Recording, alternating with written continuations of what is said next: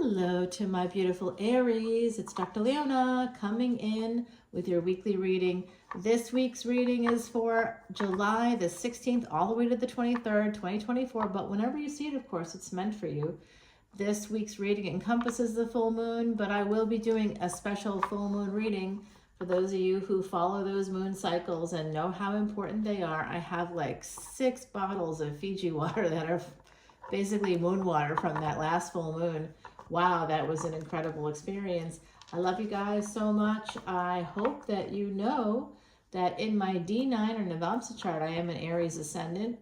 And in my birth chart, Mars, your ruling planet, is my highest degree planet. So in pretty much every way, I'm an Aries in how I behave. And, you know, for better or worse, right?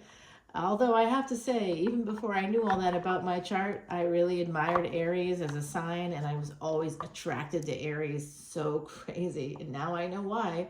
Because 3 places from wherever you have that highest degree planet, or what's called the Atma Karaka in Sanskrit, that's what you love. I love you. I love you. What can I say? That's what you love, and I love you. My beautiful, beautiful Aries, you are 1 in a million. Absolutely one of the most effective signs. Certainly fantastic at sex. Okay, let's just put that right out there. You are some of the sex gods of the zodiac, and you know it. Leo is right up there, and Sag, of course, Scorpio. How could we? We'll never be able to say no to Scorpio. And we also know that Libra is a little bit of time me up, time me down. Am I right? I'm right, aren't I? Scorpio, you know, same kind of energy there. I don't know, you guys. Tell me your experiences with Aquarius. Oh, Taurus, slow and sensual. Oh, I love that, Taurus. And Virgo. Sometimes a little bit of let's get down to business. You know what I mean? Is that, have you felt that way? Let me know. Drop comments if it's not too personal. It's just sort of a funny thing. I feel like I need to make memes for zodiacs on their sex styles. Aries, though, you're my fave, okay? So let's go ahead and see what's shaking for you for that 3rd week of July. We have someone manifesting some kind of communication. What's up? Mercury energy. I love it. Manifesting some magic. Oh, no. Feeling a little stuck, my beautiful Aries. You know what? I get that. I feel that energy too. That's our Mars energy. You know why? Because Mars, the ruling planet of you and me and everybody that's pretty much hella cool. Mars is that war planet, but it's also the money maker. No one wants to talk about that because they get mad.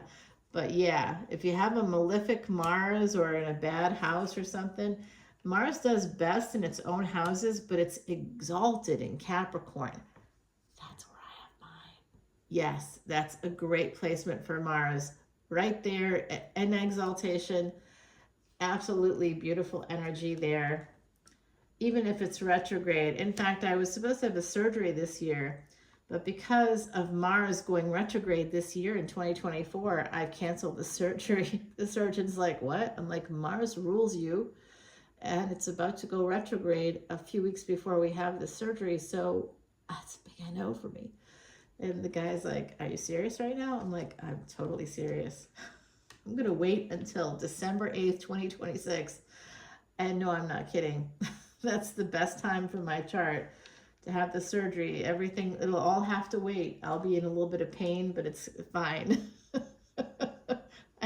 I'll tell you, the last time that there was so many planets in retrograde, because starting in 2025, there's going to just be a ton of planets in retrograde, including Venus, Jupiter, Mars, Uranus, all of them, Pluto, Neptune, they're all going to be retrograde throughout the year. There's basically no time in 2025 that isn't afflicted with a retrograde planet of some kind. That's not a year to have surgery. Let's put that right out there. Don't do it. Unless it's an emergency, then fine. But I scheduled it and then I unscheduled it. And I'm not going to do it until the 2026, like the end of the year, 2026, because I don't have any breaks from school until then. And I'll still be in this program. Welcome to being a doctor. Welcome to specializations. Welcome to respecialization. This is just what it is. And with Mars in Capricorn, anybody else out there that's got that placement? Hells yeah. We do not stop. We are focused. We are driven, and we're going to keep going. Ambition, no problem. Check, check, check. Speaking of ambition, I'm seeing that Virgo energy come out. Health and healing. There's an offer here, possibly from a younger person, Aries. And definitely a person that you feel has healed you. I think that someone here feels a little stuck in terms of trying to move forward towards a new person. I know some of the areas in the collective, I can feel the energy of commitment, of like long-term, long duration commitment. I feel that energy in the Aries collective. So I know that some of you definitely have that. And some of you are going, I've never been married. Smart people. Okay. But for those of you that are in a long-term commitment, some of you are ready to get out of it, or you know that it's not healthy. There's some toxic patterns there, because of course there are. If you wing it without going to a couples counselor at all during the course of a long-term marriage, you've just, totally, effed up that marriage, because you can't wing it. That's not something, that's like buying a box of hair dye and going into your bathroom and trying to dye your hair by yourself. Some people can be successful if they've got some experience there, but I'll tell you, if you're trying to make brown hair blonde, it's really hard to do with a box. So, like, you really need professional help. We just need it. I can't clean my own teeth. I can't, I can't do what dermatologists do. I can't cut out cancer from my skin, myself. I don't know why people think that they can support themselves and their mental health. I don't know why people think they can fix their psychology themselves if they literally can't do any other health thing themselves. But it is what it is, guys. Still a stigma attached to it. Speaking of a stigma, I see like stigmata energy. Someone here could be Christian, could have traveled recently to Brazil. I'm seeing Brazil, Italy. Someone here, France. There's something about France too. There's some foreign travel coming out. You may be going there if you haven't yet. I am seeing this energy of, like, there's some Christian energy popping up for me, guys. I'm also seeing somebody that may have studied medieval literature at some point. I know that's a weird one. It's very specific, but it's coming out. So I figure I'll say it because this message is for you. I think that there's a person here with Pisces, Aries energy that is healing. Very much healing after a very toxic marriage that's kept them stuck, that sabotaged them at like every turn. They want to have victory, but then there's all these obstacles. And I totally understand it. I want to be that supporter for Aries, my Aries, Pisces, Aries friends. I always want to like be there to help them out. But I can't help people that won't or can't help themselves. Like, they just won't do it. They just won't get out of their own way. And then you're going to go down with the ship along with them. You can't help people if they're not willing to help themselves in some way. And even when they are willing to help themselves, they still can't see the forest for the trees. Like, why am I sick all the time? Or why did I almost die? Why is this? Look at who's next to you. Look at who's next to you. That will tell you a lot. Are you getting the support you need? Are you overproducing? You know what I mean by that? You're doing way too much. You're doing the dishes. You're doing the laundry. You're paying the bills. You're hiring people to fix up the house. You're organizing the vacations. You're organizing parties. You're the one literally doing everything. You're taking care of the children. You're making sure they've got their college educations. You're the one that's earning the lion's share of the income because maybe you're the only earner, and you're working your ass off. My really great friend who's an Aries, she works so hard, and she's a partner who's like borrowing money from her. He's going off on trips, business trips, but meanwhile he's borrowing money from her. She does eyelashes, lash by lash, lash by lash. She sits down in her basement every day, hour after hour, lash by lash, grinding it out. And she's doing well because she's really great at it, as many Aries are so talented at no matter what you do. But, you know, she started her own business, and this person that she's with is just like using her basically. She can't see it and won't see it, still with him after 4 years because of guilt. 1010, as I said that. So some of my beautiful Aries out there definitely don't want to feel like you did something wrong. But you can't do anything wrong, Aries. You're human. There's the human factor always applies. When we have that human factor, there's no mistakes. You're just doing what's best for you in any given moment. Other people may not like it, but who cares? It's not their rodeo. They don't have to live with the consequences you do. If you're willing to live with the consequences, do whatever you got to do to make yourself happy, and that's that. You know, there's no arguments about it. Nobody should say anything. Someone is very stuck and they feel like they're going to miss out. There's really some slow, very slow energy here. This may have to do with the Sagittarius Ascendant. There's Pisces here. Virgo is here as well. And here's Libra. Someone is afraid of missing out because of a marriage or a higher level of commitment. Slowly, it's just not ending anytime soon. Here it is with the Four of Wands. This is more marriage. I think someone would like to move towards another person. There's a person looking online to see where the status of someone's divorce is as well. It is an Emperor. That's your card. Could be you, could be someone else. Stagnation, meaning failure to launch. Oh, Aries, I so get this. You know, you may file paperwork or whatever, and then it comes back in the mail. You gotta redo all this stuff. Hard lessons learned here.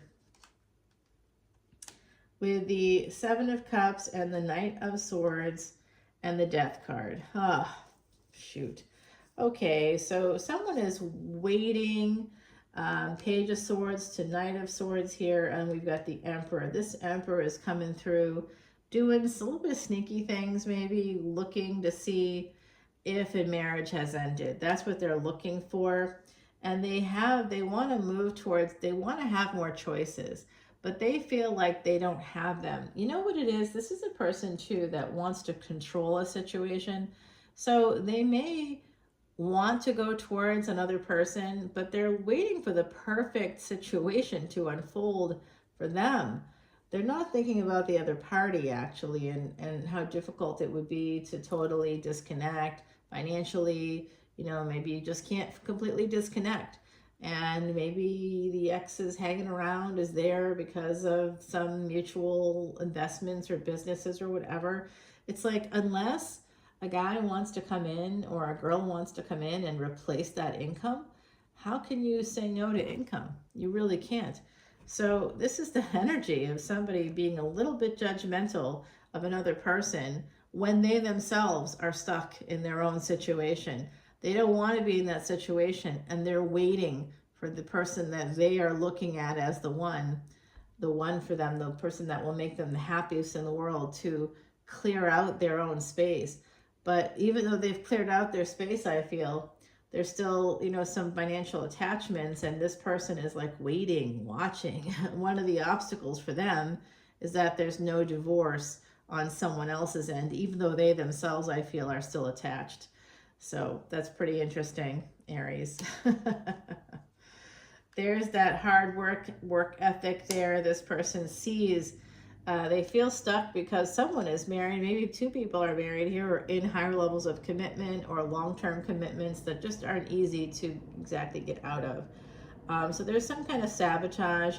Someone doesn't want to miss out on this opportunity.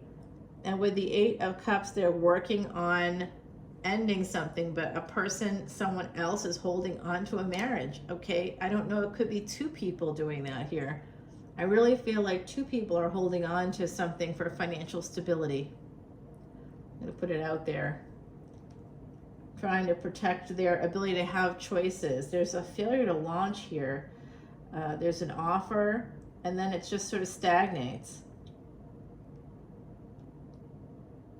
Seven of Cups, someone, this Emperor, making choices. There's also a Virgo energy here. Someone that's very healing, very safe. They have a lot of choices. And things may have stagnated with them as well. So you could have two people here. That's been coming out for fire signs. And really, because of the soulmate energy of this year, with the North and South nodes in the 6th house, Virgo, and in Pisces, respectively, we have this energy of soulmates coming out through third parties. So, you know, it is what it is. Remember, K2, that South node, is just the body. So having that there in the house of third parties, health and medicine, that lower part of your body, you could be having difficulties with it. It kind of nullifies things too. K2 is the, you know, the less than zero energy. Oh, Robert Downey Jr., where are you now? I don't know what I went to the drive-in recently and I saw like old 80s movies, a couple of old 80s movies. It was like very nostalgic. I don't even think, I think I was like 8 or 9 when those movies came out. I was young. But I remember seeing them with my friends. We snuck into the theater. And there was that scene in Less Than Zero that honestly, as like a 8 or 9-year-old, I like honestly had never seen or even knew anything about that kind of a sexual act. And I was like, holy, I was like shocked. I remember going, literally breathing in like, that was traumatic. And then I knew why my mom had said, do not sneak into bad movies, no rated R movies. I'm like, okay, Mom, no problem. We'll be seeing this cartoon. Oh, no, we did not. Oh, yeah. Mars as the highest degree planet as a kid. Oh, there was a lot of stuff. I was very physical, climbing trees, rocks, you know, swimming, biking, breaking bones because I was always moving, you know, so that's part of that energy. Hey, guys, I do see someone coming in. Yeah. They're kind of fiery like you. It could be you heading towards someone. Somebody here has psychic abilities. I don't know if it's you or someone connected to you. But with Saturn retrograde, which is like one of my favorite retrogrades of all of them, it's pretty good because Saturn retrograde, Saturn is a slow-moving planet. So Saturn retrograde doesn't make it slower. It actually speeds up the energies. I see the retrograde planets as intensified energies. Some astrologers see it as slowing down the energies, but actually retrograde is just something that appears to be going backwards. And in Sanskrit, the word for retrograde actually means crooked. So it doesn't mean that the energy is slower. It just means that there's a bit of a winding road to get to where we want to go, but we will get there. And that's the thing about Saturn. It never takes anything away from you. It just slows things down. It will delay things. But with the Saturn retrograde, there's not going to be any delays. You're gonna get what you want, and it does look like that's coming in for somebody. Wow. Wow. Oh yeah. Saturn goes retrograde, and you get an offer. You get a relationship here. Wow, guys, that's incredible. Whew. Someone does have to walk away from another relationship, and I see someone in the Aries collective praying, wishing, and hoping, looking up at the star, the North Star, and saying, please help me to be able to move forward towards this person. Please help them to leave their partner so that we can be together. I see that energy of prayer amongst the Aries collective. Someone here looking up at the stars, wishing, hoping, praying that something works out. Someone walking away from a karmic partner here, some earth energy there. I did see some Virgo energy too, and so having this follow that King of Pentacles is telling me that it's possible that a younger lover is coming in also for my beautiful Aries collective. Nice earth energy. Like I said, those Taurians, sensual, very sensual, very kind of dirty too, you know. I gotta love it. Who's manifesting what? Well, they're manifesting you, Aries. This Emperor coming towards you. If you're not the Emperor, someone's making an offer, a love offer, okay? It's coming in. It's at the bottom of the deck. It's at the top of the deck. It's everywhere. let's go ahead and put down some cards and see if we can't clarify. Like that death card, there has to be someone here considering ending a marriage. I know that some people have already gone through a second marriage, but I'm feeling that there is someone here that is thinking about ending a first marriage still. For the Aries collective, there was a big change. I think it was around 2007-ish to 2009. It was like a 7-year cycle there for a while, but those were like the really key years where things may have been going wrong. Go back in time and sort of look at it for yourselves, guys.